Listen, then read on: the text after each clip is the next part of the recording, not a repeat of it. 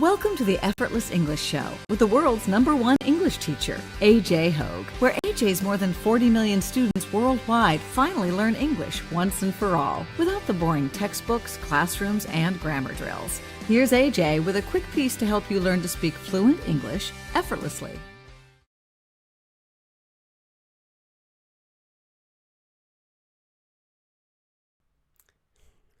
I'm AJ Hogue, the author of Effortless English. Learn to speak English like a native. Father of the Effortless English system. I train you. I teach you. You speak English fluently. You speak English confidently. You speak English effortlessly. When you join, when you commit to my VIP program at effortlessenglishclub.com, go to effortlessenglishclub.com. Join my VIP program there. Commit, don't quit to my VIP program at effortlessenglishclub.com. Also, Business English course is ready. I'll be sending out emails probably in a week or two. We're just doing a couple tests to be sure everything's fine. And I'll be sending some emails with discount codes. So if you want to get a discount for that, you need to join my email list. You can do that also at effortlessenglishclub.com. Go to the bottom of the page. There's an email form. Just enter your email. You'll be on my email list. Watch your email because the discount codes for Business English Conversations, the course, the Business English course, they're coming and I'll send them by email. Coming soon. Today we're going to do another story from Aesop, story about a crow, big black bird, and a fox, another fox story. We'll be doing some vocab: beak, anxious to, croaked, for all he was worth, snapped up, and ideal. These are some of the vocab words we'll be doing today. So tell you what, we're live on YouTube, but let's just start. Let's do it. I'm going to read the story. Let's not waste any time. Okay. This one's called A Lesson for Fools. A Lesson for Fools. A crow sat in a tree, holding in his beak a piece of meat that he had stolen. A fox, which saw him, determined to get the meat. It stood under the tree and began to tell the crow what a beautiful big bird he was. He ought to be king of all the birds, the fox said. And he would undoubtedly have been made king if only he had a voice as well. The crow was so anxious to prove that he had a voice that he dropped the meat and croaked for all he was worth. Up ran the fox, snapped up the meat, and said to him, "If you added brains to your other qualifications, you would make an ideal king." All right, here we go again. So once again, we've got a fox tricking, right? The fox in these stories, they're usually pretty tricky. They're cheating people constantly, or cheating other animals. So we've got a big black bird, a crow in a tree, and the crow has some meat in his mouth, in his beak. A beak it's that hard part of a bird's mouth, right? We call that a beak. So he's got some meat in his beak, and of course, the fox wants the meat. So the fox thinks, oh, how can I trick him? So he decides, well, I'll trick him. I'll get the crow to speak, and when he opens his mouth to talk, he'll drop the meat, and then I'll get it. So that's his plan. That's what he does. Okay, so a crow sat in a tree holding in his beak a piece of meat. The fox saw him, determined to get the meat. Now, this is a word, we're using the verb determined here as like a decided, strongly decided. It has some other meanings, but that's what the meaning is in this story. Okay, so the fox stood under the tree. He began to tell the crow what a beautiful big bird he was. So this is a story about false praise, right? False compliment, saying nice things to someone, but falsely, not to be kind, not to be good, but to get something from them. That's kind of the message of this story, is be careful of people who say nice things to you, but they're just trying to get something from you. They're trying to cheat you by saying nice things to you, by praising you, by complimenting you. This is a very common technique, even I've dealt with. I've had people do this to me many times when traveling. So people in the streets, in big cities around the world who want to cheat you, they will use this technique very often. Okay, so what did the fox say? He's talking to the crow. He says, "You ought to be king." Ought to means should. You should be the king of all birds. You're so great. You're so amazing. You should be the king of all the birds. He said, "You would undoubtedly have been made king." Undoubtedly means definitely. "If only you had a voice." So he's saying, you look so good, you're so big, you're so beautiful, so strong. But if you had a good voice, if you had a strong voice, then you could be the king of all the birds. So what is he doing? He's trying to trick him, right? He's trying to say, show me your voice, right? He wants him to talk, so he'll drop the meat.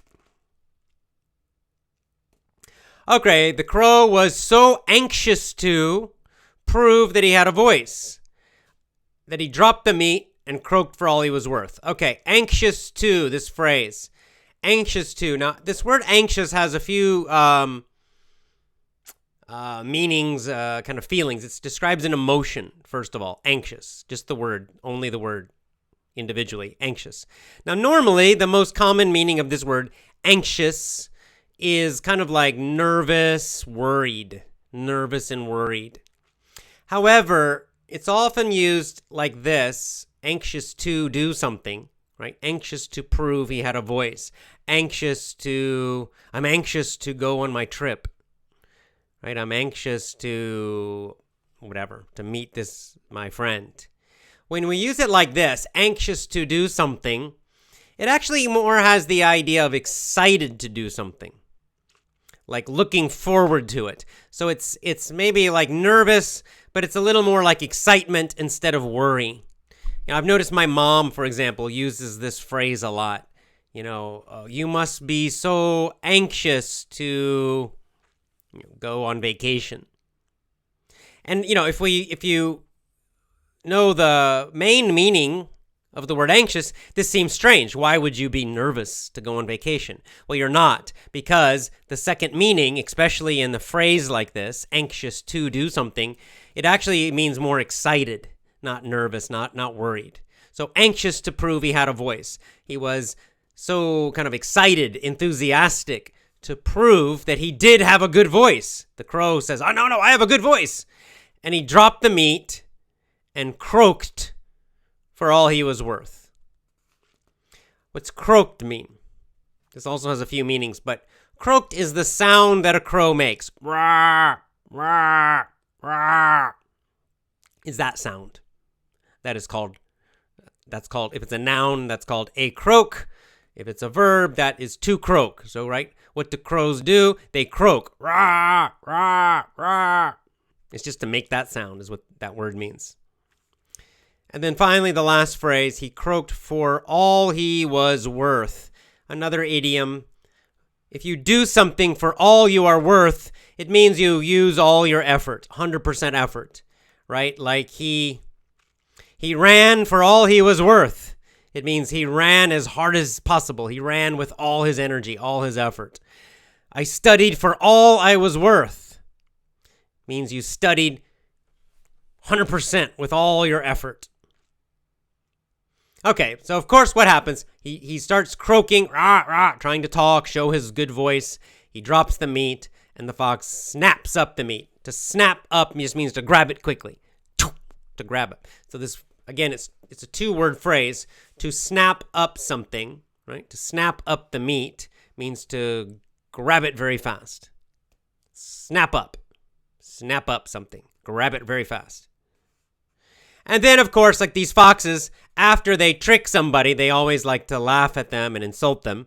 So he does this. He says, if you added brains to your other qualifications, you would make an ideal king. So he's basically saying you're stupid, right? He's saying if you added brains, if you added intelligence to your other good qualities that he was praising, he was saying, then you would make an ideal king. Ideal means kind of, perfect. Perfect. So you get the idea. Now, there are other, I noticed in the comments, some of you are saying different countries, there are different, I know there's a Japanese version of this story. There are lots of different versions of this story. Sometimes it's cheese, sometimes it's meat, sometimes it's something else, sometimes it's different animals, but it's the same basic idea. This is, I don't know, I'm guessing this is maybe the original story or one of the originals, because this is over 2,000 years old, this story. This goes back to ancient Greece. But anyway, you get the idea. So what's the, let's talk about the message now. We'll review the vocabulary at the end again. But the message is to, I think the main message is beware of false praise. Beware of false praise. That people, especially people you don't know well, people who come up to you and just suddenly they start saying nice things to you. Oh, you're so great. You're so wonderful. Oh, man, you're so fantastic. You should be suspicious. Don't trust them immediately, because this is a common technique to cheat you. As I said, it is very common. When I was traveling in India, this is what the guys on the street will do to you constantly. They constantly walk up to you, and they're so friendly. They act very friendly, number one. And number two, they like to compliment you. Where are you from? They ask lots of questions, personal questions. That's warning number one. They're asking personal questions that you've never met them. Where are you from? How many kids do you have? Are you married? And then number two, they start to, compliment you. Your eyes are so great. And, you're so tall. And, America, I love America. Da, da, da, da, da. And just, constantly saying all these positive things, praising you. Why? Because they're trying to make you trust them, because they're going to cheat you. Or they're going to ask you for something. They want to get something from you. So we call this false praise. False praise. Praise is to say nice things to someone. You're great, you're wonderful. And of course, false means that the praise might be true, but false means their motivation is false. Their motivation is not honest. Their motivation is actually to cheat you somehow, to make you trust them, to relax, to feel good because they are saying nice things to you. And then they're going to cheat you or steal from you or do something bad to you. A lot of criminals do this. And so in the story, of course, the fox uses the false praise, right, to make the crow relax and to trick him to start talking. He drops the meat and the fox takes the meat. So it's pretty clear, obvious, and it's good advice. It's more good advice. These Aesop stories, they're very practical. They've got very, very, very good advice. Very basic, simple, red pill advice, I think that our age we live in now, because of media and TV and people, a lot of people are very naive, right? There's a very good word, that word, naive. Naive means you trust too quickly. You trust too easily. You trust people you don't know too fast, too easily. And a lot of people are this way. So when I traveled the first time, I was so naive when I was young. Growing up in America, I grew up in this nice, kind of suburb outside the cities. And I was just super, super, super trusting of everybody. Because, when I grew up, my family, my neighborhood, you could trust everybody. It was a high trust society. That was wonderful. Very nice to grow up in that environment. But the one problem with that is that it made me naive, because I did not realize that outside in many other parts of the world, there were a lot of foxes. A lot of foxes. And that in general, it was stupid and foolish to trust people too quickly, especially strangers. And I learned this with some difficult experiences, especially my travels, especially my first couple of travels in India, where I was constantly being, having people try to cheat me using all these different techniques. I mean, so many things in Aesop's fables. I laugh because I can remember, I have a memory of something like this in India, or sometimes other countries too. And so then I had to learn, oh, don't be so naive. When a few years ago, my wife and I traveled to Nepal, to Kathmandu, and we went with my cousin Philip, who's young. At that time he was 21, I think. But like me, when I was young, he was so naive, so naive. He grew up in a small town in Indiana, in the middle of America, and just so trusting of everybody. And so again, he got cheated. He got cheated by a woman. This woman comes with a baby. Oh, can you help me? Oh, I'm starving. My baby's starving. And, he was kind of behind us, and I didn't realize what was happening. And then this woman convinced him to go buy milk for the baby. But of course, the milk was super, super, super expensive. And the whole thing is a whole plan of cheating. The woman is working with the store to cheat people. And I laugh because this happened to me in India, in Calcutta. The exact same thing happened. And later, I realized we got cheated. And you start to talk to other travelers, you start to talk to local people, and you start realizing, this whole thing is it's a big lie, it's cheating. It's just one of the many ways they try to cheat you. And especially when you travel some places where you are obviously not local, right? So if I'm in the United States, it's maybe different sometimes. People think I'm local, so they maybe I won't be targeted. But if you're obviously a tourist, like if you go to New York City and you walk around and you look like a foreigner and you're looking around and you look confused and you look like you don't know where you're going, then these people are going to try to cheat you. You will be a target. And so when I travel, and if I travel in India, obviously I'm not Indian, so I'm immediately a target every time. Like all these people try to cheat, and they'll try to do it to you too. So anyway, it was a good experience. All my travels, I've learned, not to be so naive. And so many of these stories in Aesop have that kind of message. Don't be naive. Okay? Just because you are good, just because your family is good, does not mean everyone else is good. In fact, there are a lot of people out there who are not good. Some of them are just liars, and some of them are much worse than liars. And so you have to be very careful when you deal with new people. I mean, that's probably the basic message of almost every one of his stories. And then there are other differences in the stories too. There are other messages also, but that's a basic one. And in this one, he's describing the technique of false praise. Be careful of false praise. Be careful when someone's saying lots and lots and lots of nice things to you, because they probably want something from you. Be careful. Not always, but sometimes and often they do. All right, let's go into the comments and questions, see what people are saying.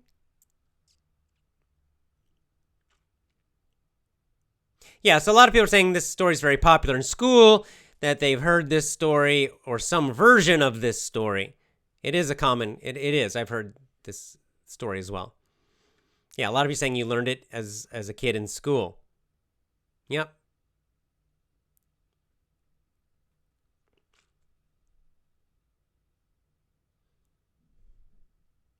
So yeah, like Vladimir says, Medvedev says, in Russia we have the same fable about a crow and a fox. The fox asked the bird to sing. Fox wanted to have cheese. Yes, I imagine, I don't know, I'd have to do, research about it. I imagine that they probably go back to Aesop just because, Aesop is ancient Greece.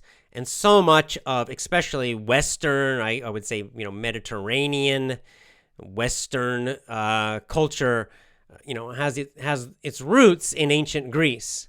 So I imagine that these stories went out from Aesop in ancient Greece, and then they went to all these different countries, and then different countries changed them, modified them. The meat changed to cheese. Maybe the animals changed to different animals. Or, it could be just it's a basic lesson of life. It could maybe even Aesop heard this story already. It was already common before him. I don't know.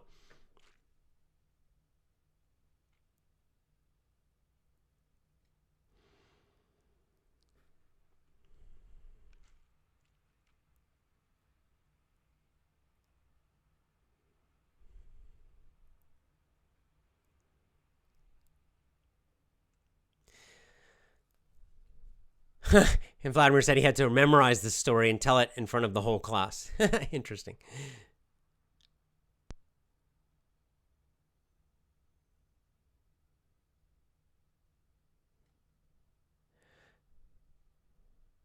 Okay, well, Fatma says, this is a good question now. It's an obvious question after this. How do you make the balance between trust and mistrust, especially with strange people? Right. So what is the balance? Because you can't be paranoid. That's not healthy, we know, right? To just be like, everybody's trying to cheat me all the time, right? It makes you crazy. So, there's kind of a middle way again. There's kind of a basic level of mistrust. So I think, my rule, again, if you get experience traveling, you kind of find it. You figure it out. But, overall, like there's just certain, you'll learn there are certain things. So one of the main things is if someone you don't know comes up to you and starts talking to you, immediately you should be suspicious. Not terrified. Okay, that's too strong. That's too much. But suspicious. Don't automatically trust them. You should probably think in your mind, what do they want? Because normal people don't walk up to strangers and start talking to them. Now, maybe they're just friendly. Maybe they want to chat with you. Like for me, if I travel in another country, sometimes they just want to practice English. I look like I might be an English speaker, and they're just wanting to practice English. They're not trying to cheat me or do anything bad. But still, I'm a little careful for a while until I realize, they just want to practice English. But, in the beginning, I'm kind of, I'm just careful. I'm watching them. I'm listening carefully to what they're saying. I'm not going to go anywhere with them. I'm not going to give them any detailed information about me. I'm careful. So you just have to be a bit careful. You don't have to be afraid and terrified all the time, but you have to be kind of careful with people that you don't know. And, again, and if someone walks up to you, you don't know them, and they're saying all these nice things to you, you can kind of realize it's strange, right? It's not normal behavior. So again, it should immediately, in your mind, you should start thinking, what's going on? Why are they... Okay, this feels like it's too much. It's fine if they say one nice thing, but when they're kind of saying lots and lots and lots of nice things, they don't know you, there's really no reason for them to do it, then you have to think, what do they want, right? Sometimes this is a nice trick, by the way, a nice technique. When someone does this to you, they walk up to you, just look at them directly in the eyes and say, what do you want? Not in an angry way, but just be very direct. What do you want? And then they kind of, if it works often, it works, and they'll show you what they really are doing. They might just say, I'm just trying to practice English, and that's okay, or whatever. But you just got to be a little careful.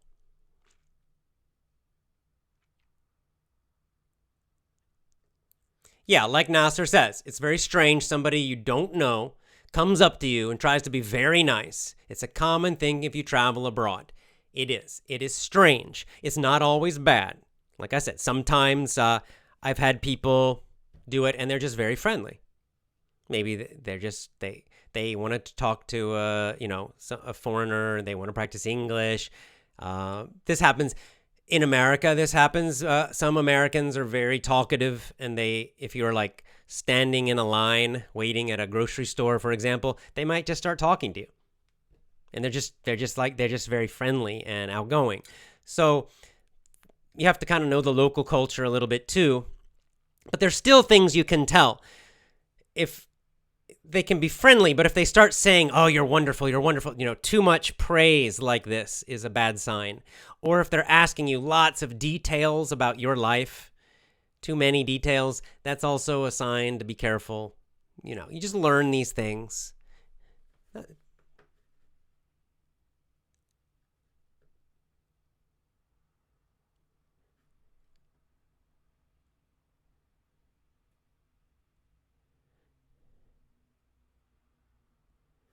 Yeah. Sarah has a good point. Sarah says, sometimes my kids do the same thing with me. Yes, if you have kids, you know, right? They tell me very nice words to make me relax. I know at the end they want something that I won't agree with them. That's right. This is a common technique that children use, that all the parents know, right? So they want something, they know you probably will say no. So first they start, trying to, say all these wonderful things. You're such a nice mom, and da da da da. And you're just kind of like, because it's not normal behavior. They don't usually do that. Suddenly they're being super nice. You're like, okay, what do they want? They think they're being tricky, but of course you know.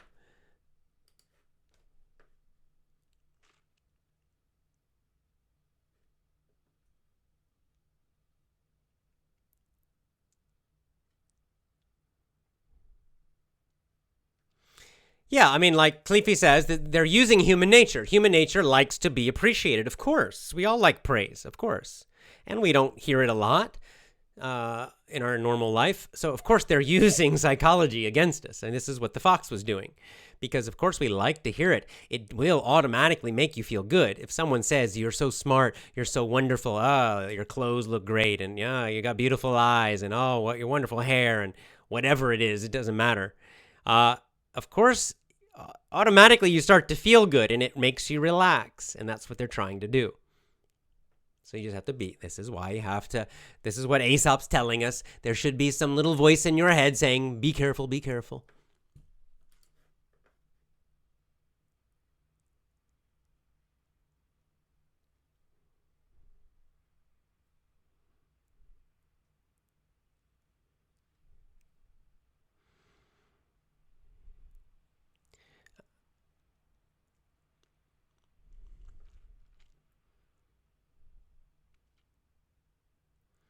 Yeah, like so. I mean, this is an example of something that also is common that's totally fine. Yosef says, I think I will offer if I see a foreigner looking at their map, not knowing which way they have to take, especially when there's no policeman to ask for help. Yes, and I will too. I've done this in San Francisco. I'll see obvious tourists and I'll say, hey, they obviously look confused, and I'll go help them. So this is also common. This is why we cannot be paranoid. So we're again, right? Don't be naive. That means trusting too much. But the other side is too afraid, right? So then you're just like, someone's just being normally friendly.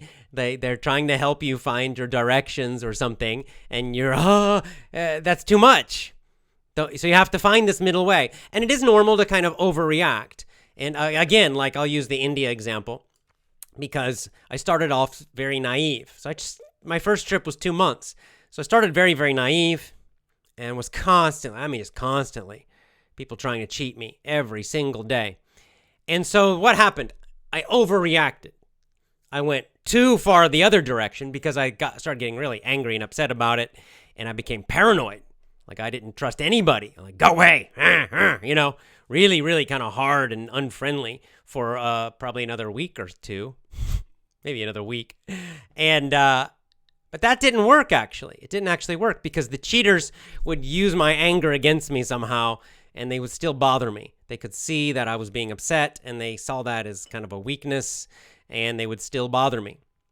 And so finally, I found a middle way where I would just be totally calm and, careful, but not upset. And then if sometimes, like I said, because I was so obviously a foreigner, many times they just wanted to chat with me. They were curious, right? These people just really were just being friendly. They just wanted to chat with me. Oh, where are you from? Why are you traveling in India? Right? And so I would just be careful. I would be friendly, right? I would smile and be nice, but of course, in the back of my mind, also watching and being a little careful. And then after a few minutes, I usually could tell, I knew. Can I trust this? Is this person just nice and friendly, or are they trying to cheat me? If they were trying to cheat me, I would say, goodbye. Say, I'm not interested, bye. Go away. I would start being quite rude, actually. If they were friendly, I would chat with them and smile and it was very nice. And I had met some nice people and had some good experiences too. So it's kind of we call this street smarts in English, street smarts. There's kind of book smart where you get from a book.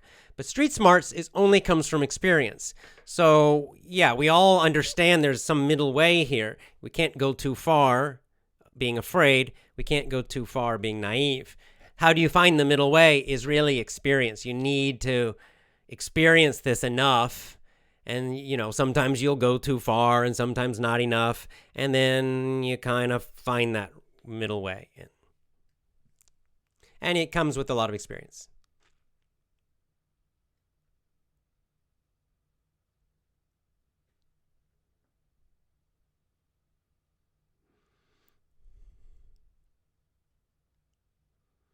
Okay, I'm going to jump to the bottom and go backwards. Let's see.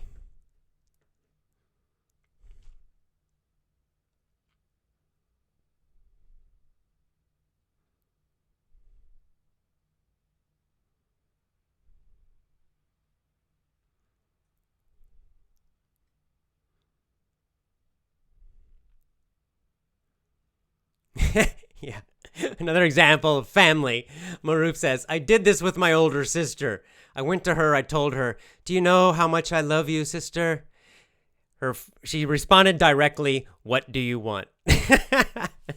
Right? So she knew. Because, if you do it now, and why do they know? Because it's not normal. If every day you say, oh, sister, I love you so much. Oh, you're so wonderful. If you're always this way, you really appreciate her all the time, always saying nice things, well, then she's not going, then it's not different. It's not strange. But if you usually don't do that, and then suddenly, oh, you're so wonderful. Oh, you're so great. Then they're going, why are you suddenly saying all these nice things? What do you want? Right? Because they know from experience, this is a technique. We all kind of know this one.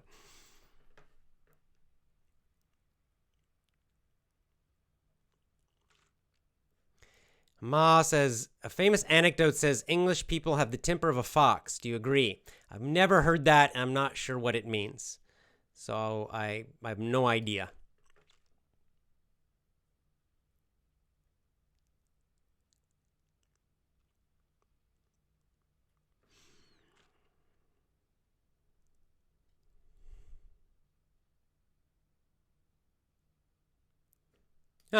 Katarina says, hi, AJ, nice to see you. Have you visited Athens? Speaking of Greece, Aesop's Greek, I have visited Athens. Athens is a cool city. I liked it. I liked it a lot. I liked it more than I thought I would. Honestly, we were taking a trip, and we stopped in Athens and Istanbul, and I really wasn't expecting much, honestly. I mean, I kind of like, I don't know. Maybe Athens will be okay. But it actually was one of my favorite places on the trip. I love the food. It was so good in Athens. And probably it's because I really love the history of ancient Greece and ancient Rome. So I have this sort of natural attraction to both Italy and Greece. But I found like the Parthenon and all that fantastic, amazing.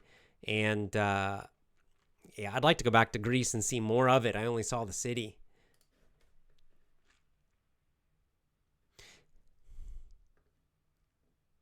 Yeah, Ripsame says, kids are very smart. They wait for the right moment and then they strike. Yeah, they do. My little nephew does this too. Funny. They'll be really cute because they want something, They're masters of doing this sometimes.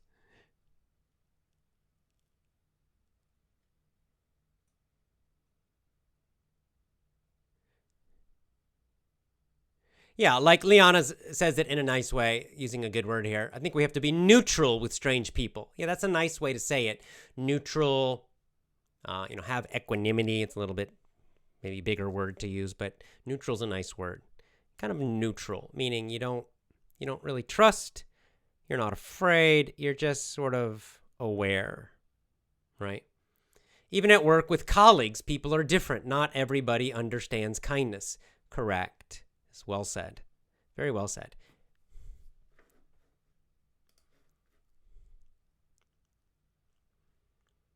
And, there's kind of, I'm trying to where I heard it.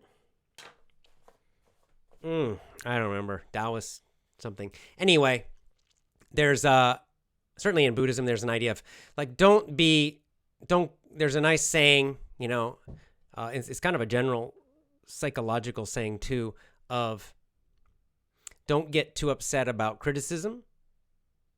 Don't get too excited about praise. right? Because these two things can unbalance us. They can make us too emotional. When someone criticizes us, then naturally a lot of us become too upset. We let it upset us. We let it bother us too much. And it's really best not to not really be bothered by it at all, because you're always going to get criticized by someone. And on the other side, don't get too excited about praise because of, so many times it's false. So kind of having this more kind of, neutral or calm attitude about both criticism and praise. Listen to them, but don't get too emotional about either one.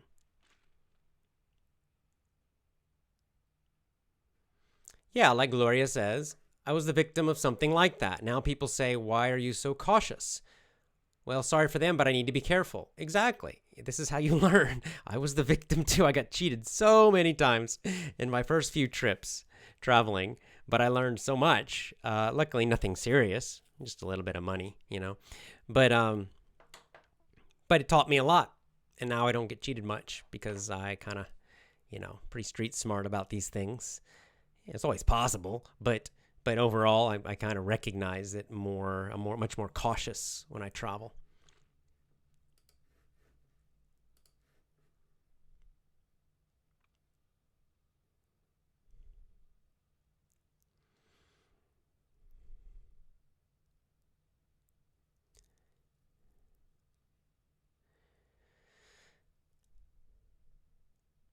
Yeah, Paulika, exactly, Paulika. Paulika says, I think this time the fox used a very dangerous weapon. It's called pride. That's what praise, exactly. This is why it works. Because what was the fox doing? The fox was appealing to, using the crow's pride. Yeah, I am so great. Yes, I am, right? It's that pride, that desire to be admired, that makes the false praise work, that allows them to trick us. It's kind of, they're using that weakness against us.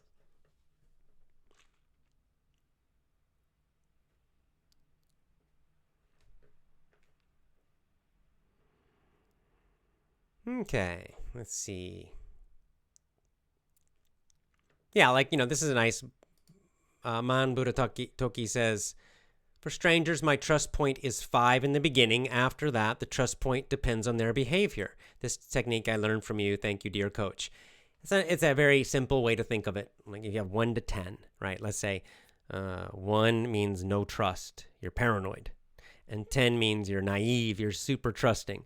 So yeah, you start at a 5 with most people. People you don't know, you start at 5. And then you watch and you learn from their actions. And if they do good things, then you trust them more, right? Then over time, maybe your trust grows and grows and grows. Or if they do bad things and they lie and they cheat, then your trust goes down, down, down.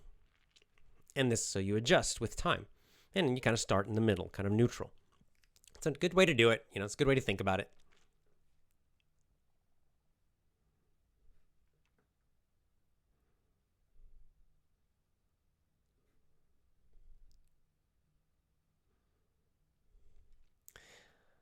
Oh, that's interesting. Anna says, you said you love to travel. Me too. I'd like to know if you want to make a live stream where you talk about tips for foreigners going to the U.S. to communicate better, mainly Brazilians.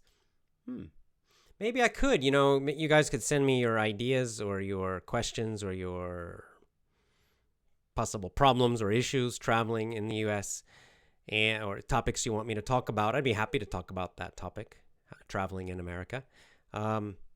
It's interesting because you have this experience, but for me, I don't think about it much. So traveling in foreign countries for me, outside of America, I kind of have a lot of ideas about it. But traveling in the United States, because it's my own country, I don't really think about it so much, right? Because I know the culture already, so I don't really think about what are the problems. Maybe some big cities like New York are a bit different. Although honestly, after traveling in different parts of the world, I did not find New York to be that difficult. Yeah, I could think of some things though. Like many cities in the world, American cities, you have to be very careful about the neighborhoods. This is probably one of the most dangerous things because, most American cities, they have areas in the city that are actually very safe, and they have other areas in the cities which are very dangerous. And sometimes those areas are very close together. And you have to be careful so you know. Like, I'll say San Francisco. I know that city very well. So San Francisco, right downtown. Okay, you can go downtown to Union Square. It's right in the center. Basically, it's safe.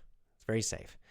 But you can walk west about 4 blocks, and you are suddenly in a very, very, very bad neighborhood.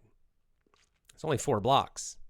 And, sometimes people don't realize it. And if you're not from there, that how quickly you can go from a very safe area to a dangerous area or to just a nasty area. So that's probably one key thing I would recommend is understand the neighborhoods of cities in the United States. Be careful.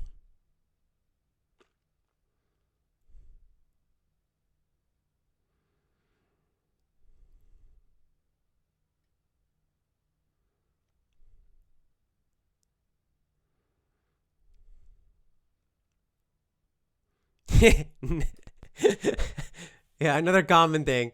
Noah says, when I sit with my dad, I say very good and nice words. He says, how much money do you want? Right.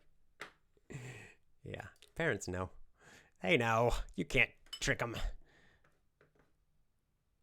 Yeah, right. So Alexei says, in my city, there's one woman who pretends to be disabled.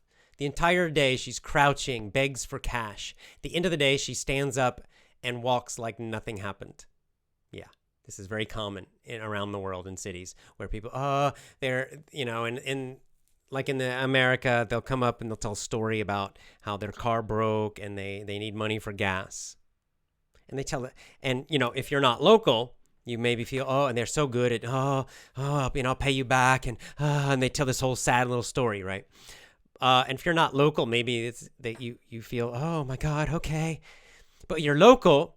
See, some of these people are not very smart, and they'll use the same story on you again and again. They don't realize that they've already seen you before, so they come and they'll tell the same story again 2 days later, right? And then you start realizing, this is all lies. This is they're just hanging out. They're just staying in the same corner, and every day they're telling everybody how their car broke and they need money, that kind of stuff. Yes, it's very, very, very common.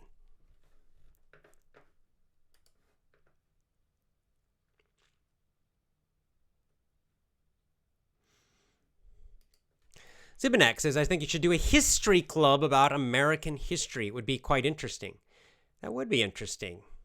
It's a big topic, of course. The history of any whole country is obviously a giant topic. Like history of Russia would be a huge, huge topic, but I could maybe choose a smaller one, like the Revolutionary War might be a good one. The founding of America, kind of that's a very key point in American history before and after independence. That really created a lot of the ideals of the United States and kind of really created the country. So that would be a good one. That would be a fun one. And it's a key part of American culture and history. It's the one where most of the heroes of the United States come from, that time period. Benjamin Franklin, all the people, a lot of the people in the money, not all, but George Washington, Thomas Jefferson, Adams, all those guys. Yeah, that could be interesting. That would be interesting. Think about it. I'd have to do some research about it because I would want it to be red-pilled and true.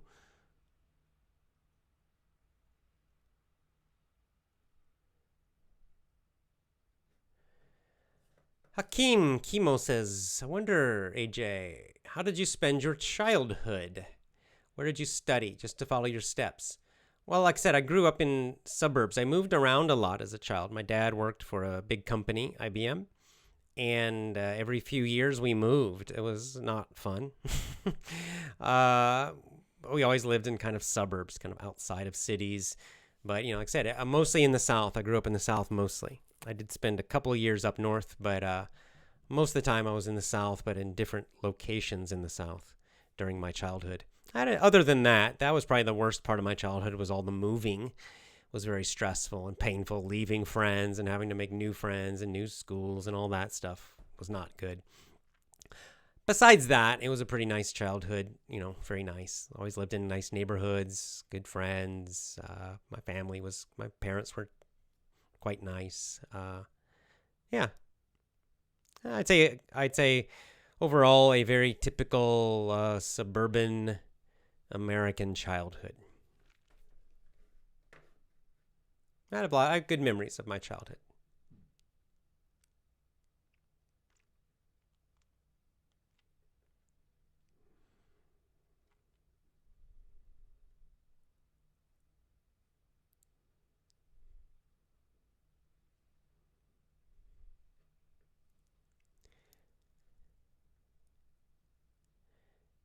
Yeah, so I guess some of you are interested in like the history club, or share us your culture, the way of living there. Well, think about it. Like I said, it's a very huge topic. And I would really have to, I think, dig in and find the truth, because most countries are like this, that you have these periods in your history, and in the schools they teach. It's kind of mythology, really, right? I mean, it's legends, and some of it's true, and some of it's kind of made much bigger. And so you have to kind of really dig and research to get the full truth. But it could be interesting. It would help people maybe understand some things about American culture and politics. Certainly, I could maybe focus on the Bill of Rights, the Constitution, the formation of that is key to America. And maybe I'll think about it.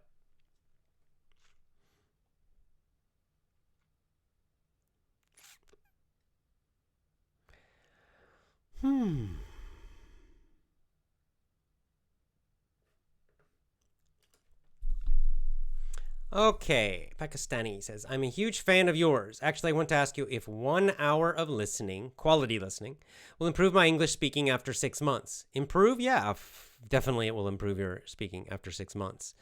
Of course, if you do more, you'll improve more. 1 hour, I would say 1 hour is the minimum.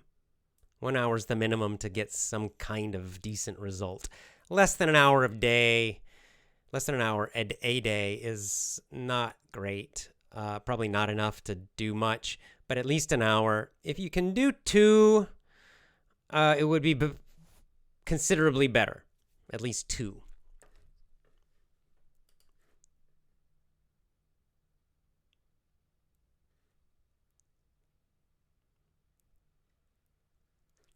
Well, there you go. See, you guys always have good ideas. You guys had the idea for the movie club, Lisa and others.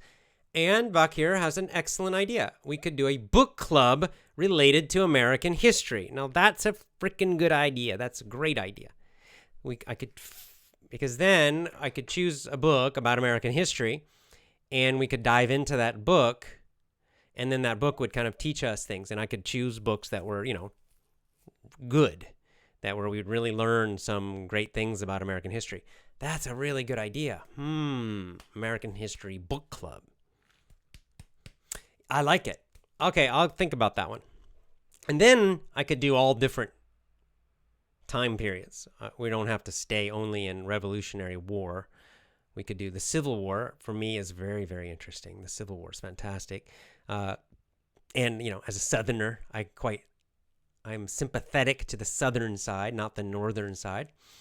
And, the Northern side won, so they have all the propaganda and lies about that war. But there are a lot of other truths from the Southern side that get ignored now in schools, so I'd especially would enjoy doing that.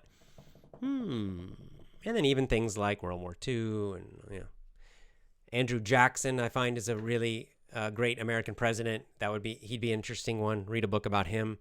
All right, I'll think about it, guys. That's a good idea. You see, you guys give me good ideas. I like it.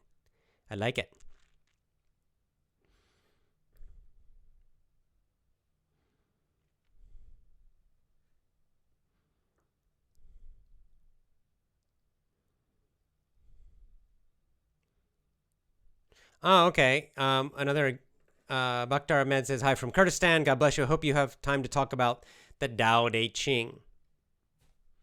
I would love to talk about the Tao Te Ching. I don't know about book club. It's maybe. It's an excellent book. It's one of my favorite books, as you all know. I love the Tao Te Ching, but it's just one of those things. It's like, you know, each page, each little verse of it has some pretty deep ideas, and sometimes they're kind of hard to explain. But I'll think about it. Yes, it's a good suggestion.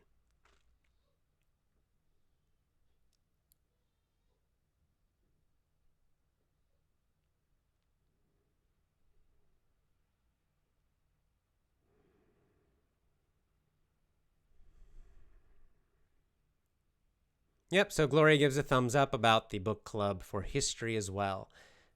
I like the idea. That's cool. Now here's a question about English from Casper Beblut. How to learn English slang, meaning from England. Is American slang much different than the UK slang? Yeah. That's where the two languages are very different. So with the standard, what you could call, I don't know, standard English, standard British English, and then you standard American. So kind of just the kind you see in the basic TV, like a TV presenter using. Those are not so different. A little bit different, but not huge. But when you get into slang, they become very, very different, because then these are connected to culture and pop culture and all kinds of things, and those are very different. United States and England have very different slang. So I don't understand if I watch something that uses a lot of British slang that's very specifically British, I might not understand a lot of the slang. Now, I can usually figure out a lot of it from the situation, but still, for you, it probably would be very difficult. If you're trying to learn slang, and then yes, they are different. And same true, the Brits might not understand all the American slang.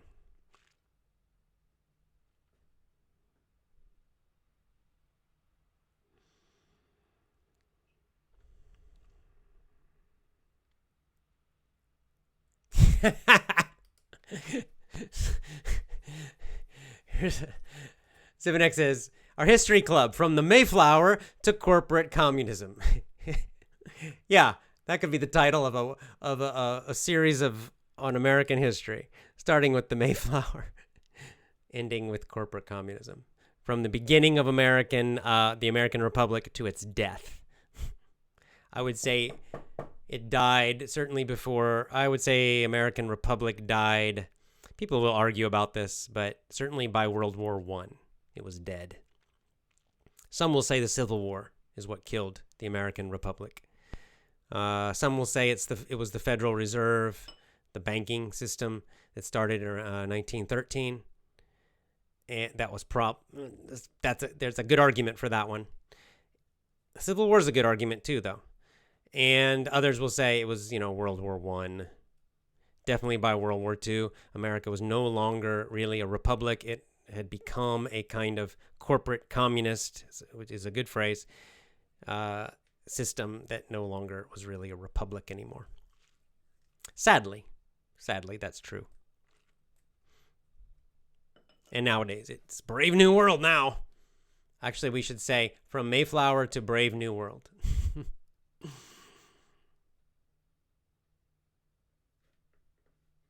AJ, you look relaxed today. How's the heat? It's it's raining, so it's a little better. Although these lights, part of the problem with these lights I use for video are hot. And I don't have aircon in my room here.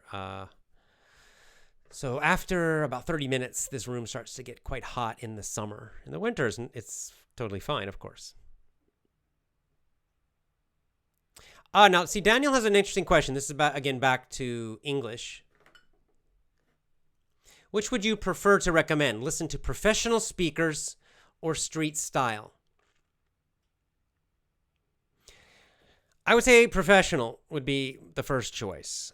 But it really does depend on how you hope to use English. But overall, professional is understood by everyone. Professional meaning I would just say standard English, right? Standard. So not a lot of slang, fairly polite, that kind of English. I think it's just overall, it's the most common, it's the most useful. You can use that in any situation, and you can use that on the street. You can use it with anybody of any age. If you're trying to use, street style, of course, street style also, that can mean a lot of different things. It really depends because are you talking about like teenager style? Are you talking about white teenagers? Are you talking about, black ghetto hip hop culture? Are you talking about something else? So there's lots of different little small groups. Are you talking about, more like countryside people live in the country? So I think just overall the standard, what I would call the standard basic level of, the kind of the stuff you mostly find on YouTube and TV shows and books and audiobooks, that kind of English, the kind of English I'm using right now, is just the most common and the most useful for all ages in all situations. So that's what I recommend. I don't really think you need to focus on street or slang English very much, unless you have a very specific reason to do it.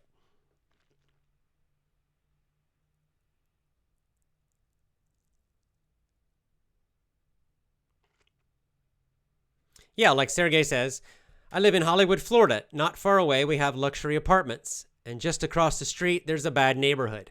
This is common in the United States, where really terrible, dangerous neighborhoods can be fairly close to very nice neighborhoods. And it's kind of strange, but if you stay in the nice neighborhood, you probably are mostly safe. And if you go into that bad neighborhood, you might be, in trouble.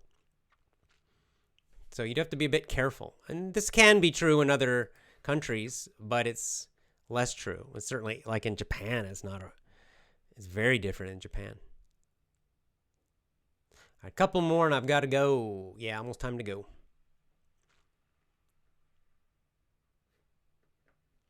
What about your fasting? Are you still in the fight? Asked Cleefy. Yeah, I'm still just doing, it's just my normal life now. 1 meal a day. I eat dinner at night. That's all. I don't eat breakfast. I don't eat lunch. So 1 meal a day. My weight is just steady now. I'm between 69 and 70 kilograms. And for like the last month, it just goes up and down a little bit. It just depends, like if I eat a big meal or if I drink a lot of water. But basically, my weight is just staying exactly the same now. Eating 1 meal a day, doing great. I plan to continue doing that. I mean, I guess it's kind of fasting,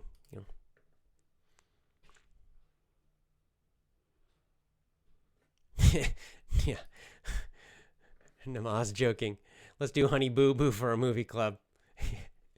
It would be funny. I might do a show about that. That would be funny. Just do one time. If I could find it. I don't know. There might be a copyright problem is the issue. I could maybe do it on Twitch. As a temporary thing that would just disappear. But I could just do a live show on Twitch just for fun, where we could show some part of Honey Boo Boo, and I would like kind of movie club technique, the movie technique, where I would show a piece from Honey Boo Boo, and then I would translate it into normal English. It would be just for fun. It's not really useful. You don't need to understand that.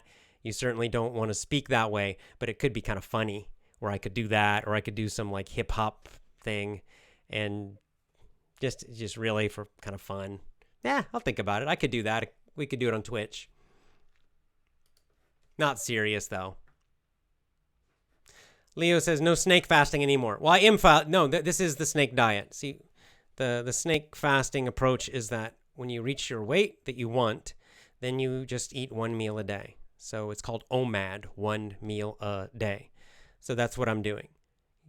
I'm fasting about 22 hours a day, and then I eat about 2 hours in the evening where I'll eat my dinner, and the other the rest of the day I'm fasting. And that's just my life now. So it is a kind of fasting. It's just easy fasting.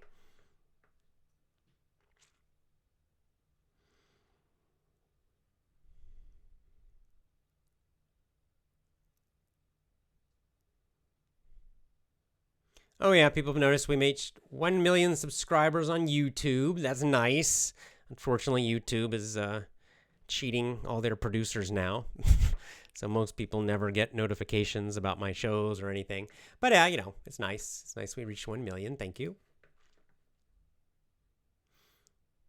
Okay, AJ, I want to learn Jiu-jitsu. What's your recommendation about that? Well, two things. There's a nice thing called Gracie University. I think it's called Gracie University. Let me just look it up. This is a good way to start. It's how I started. You can actually learn a little bit just by watching their videos. It's surprising, but it does work. It really does. Yeah, it's gracieuniversity.com. There it is. Okay, I'm going to show you on the screen. I like to promote jiu-jitsu. gracieuniversity.com. See, it says Gracie Combatives. That's what I recommend. Join this program here, Gracie Combatives. It's got 36 lessons that are video lessons, and you can actually, even without a partner, I know it seems weird, and serious jiu-jitsu people, of course, will say you can't really learn it, but we're not learning to be competitive here.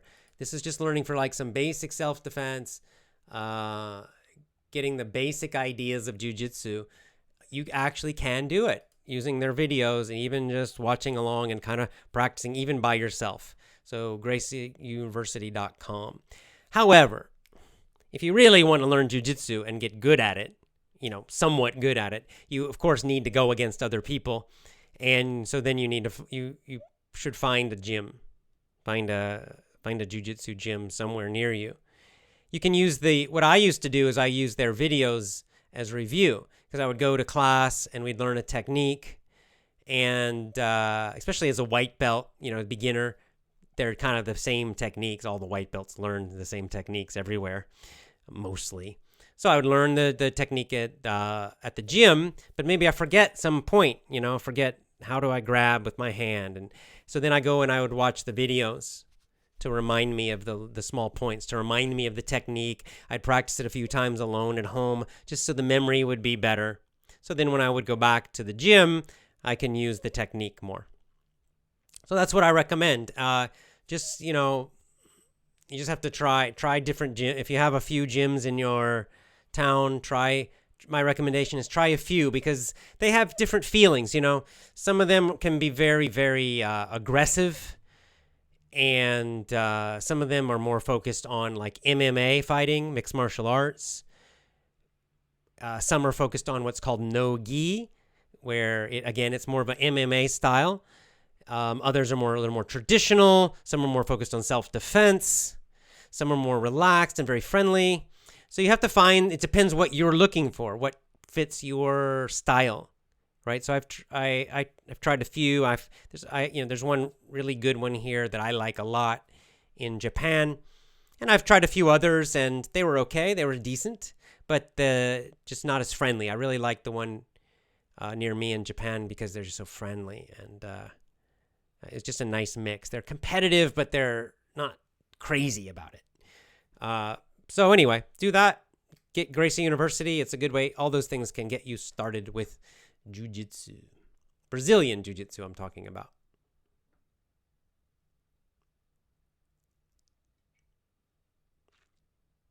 Okay, tell you what. Let's review quickly our vocabulary from the story, and then we'll go. So back to the story again. Remember, there was a crow. A crow's the big black bird. He had meat or food in his beak. What's a beak? A beak, it's the mouth of a bird, right? It's that hard mouth of a bird. It's called a beak. B-E-A-K, beak. Bird's beak. All right.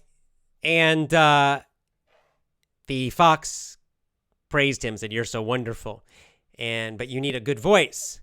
And the crow was anxious to show his good voice, right?